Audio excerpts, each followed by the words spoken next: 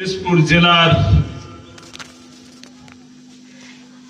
সম্মানিত assistant secretary জনাব খন্দকার সিদ্দিকুল ইসলাম, উপস্থিত ভান্ডারিয়ার উপজেলার সংগ্রামী আমির জনাব মাওলানা আমির হুসাইন খান, উপস্থিত পৌরসভার আমির, উপস্থিত নেতৃবৃন্দ, সামনে লোধবাজারের এই অঞ্চলের মুরব্বিয়ান, যুবক, তরুণ ভাইয়েরা, মাইকের আওয়াজ যে পর্যন্ত যাচ্ছে, যারা শুনছেন, ব্যবসায়ী মহল থেকে শুরু করে যারাই বসার চেয়ারম্যানে দাঁড়িয়ে আছেন, সকলকেই আমার অন্তরের অন্তঃস্থল থেকে জানাচ্ছি আসসালামু আলাইকুম ওয়া রাহমাতুল্লাহি ওয়া বারাকাতুহু।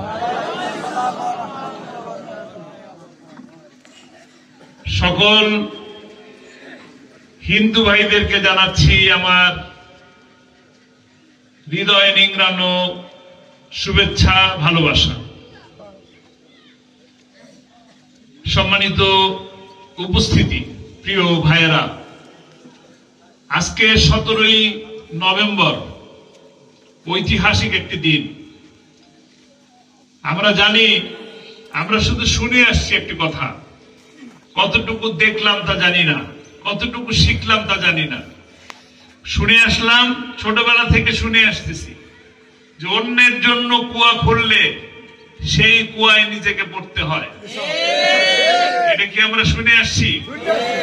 আজকে সেই ঐতিহাসিক 17ই নভেম্বর আমরা দেখতে পেলাম ফ্যাসিস্ট নেত্রী, ফ্যাসিস্ট সরকারের প্রধানমন্ত্রী শেখ হাসিনা 3 বার 15টি বছর ধরে এই বাংলাদেশের মানুষের ভোটাধিকারকে হরণ করে ক্ষমতা লিপসু এই হাসিনা ক্ষমতাকে জবরদখল করার জন্য একের পর এক মানুষকে হত্যা করেছে এবং সেই হত্যার বিচার আজকে আলহামদুলিল্লাহ আমরা পেয়েছি।